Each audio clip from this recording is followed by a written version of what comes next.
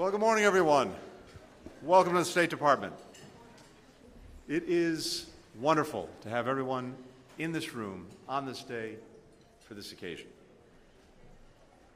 76 years ago, a year before the treaty that created NATO was signed, President Truman signed into law two other documents that proved foundational for America's lasting security. The first, on June the 12th, 1948, allowed women to serve as regular members of the United States military. The second, just 6 weeks later, banned segregation in our armed forces. Both reforms faced resistance and skepticism in the United States. Congress held hearings to debate the merits of permitting women to serve in the same capacity as men. The very first witness called was General Dwight E. Eisenhower. Asked why he supported the reform, his answer was simple: we need them.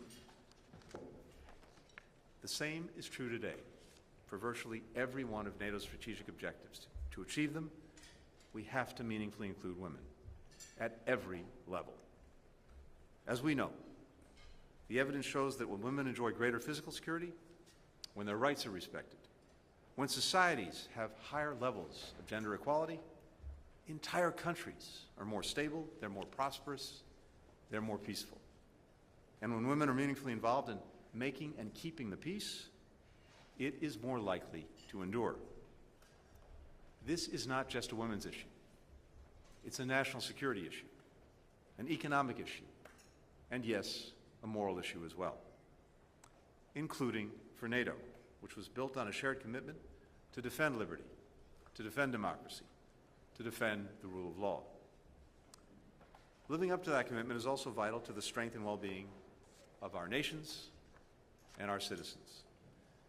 That's why one of the very first actions that President Biden took was to form a commission to develop America's first ever national strategy on gender equity and equality, a strategy that we put out in 2021 and that we've been working to implement every day since. That's why we released an updated strategy and a national action plan on women, peace, and security just last year. And it's why advancing women, peace, and security has enjoyed long-standing support in our Congress. We're so grateful to have a true champion of that issue here today, Senator Jeanne Shaheen. Thank you, Jeanne, for your remarkable leadership.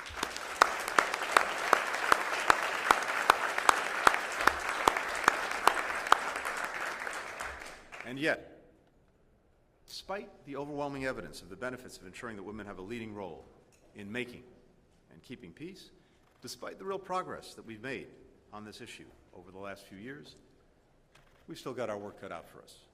So today, I'd like to briefly focus on three areas where NATO's enduring effectiveness demands that we do more.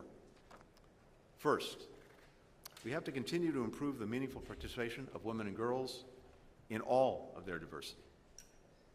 If we let obstacles and biases stand in the way of their full participation, we're simply not building the strongest alliance that we can. Consider that of the 32 allies, 6 have women who are permanent representatives. One of the 6 happens to be our ambassador to NATO, Julie Smith.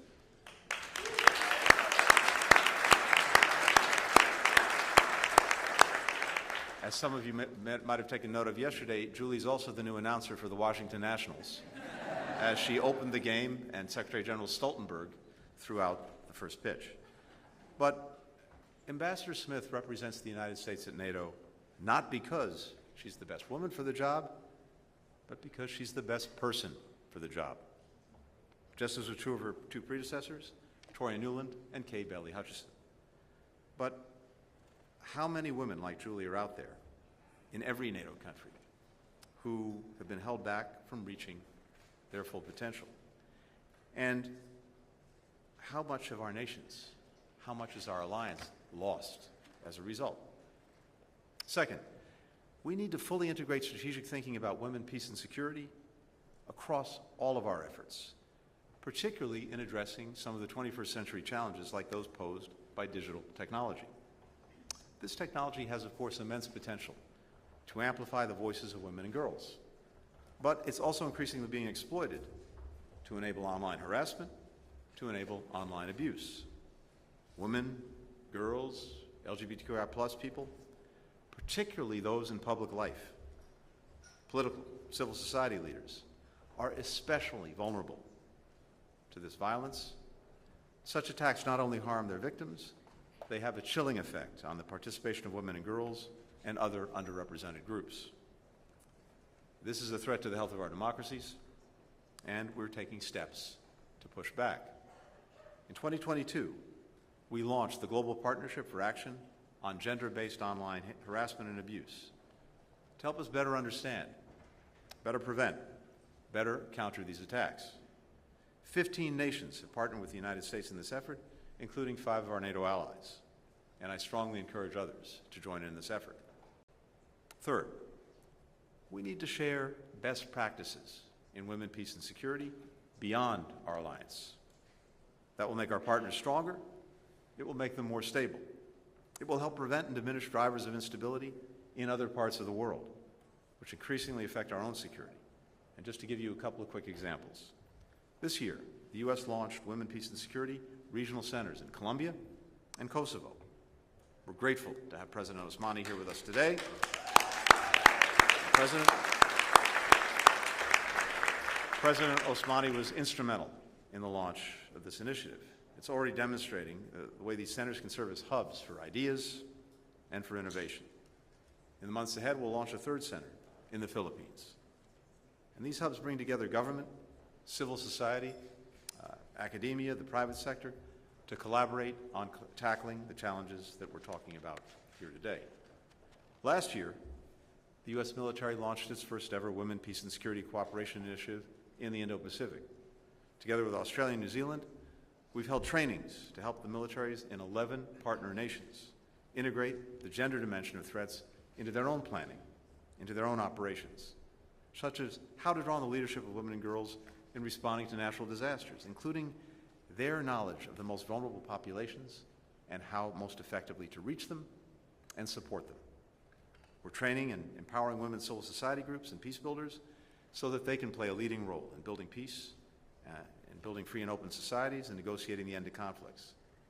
Even, and maybe even especially, in places where those in power ruthlessly repress the rights of women and girls, like Afghanistan. For even as the Taliban denies them the right to go to school, to go to work, to move freely and participate in public life, women and girls continue to fight for their right to build a brighter future for themselves and for their country. As they do, we're working every day to support their efforts, working with governments, with NGOs, with the private sector, with academia, to help Afghan women and girls keep studying, to build their skills, to build their connections, to work remotely. We also continue to rally global pressure on the Taliban to reverse these repressive policies, which are hurting all Afghans. And we continue to partner with women in places where we see ongoing fighting, like Sudan and like Ukraine.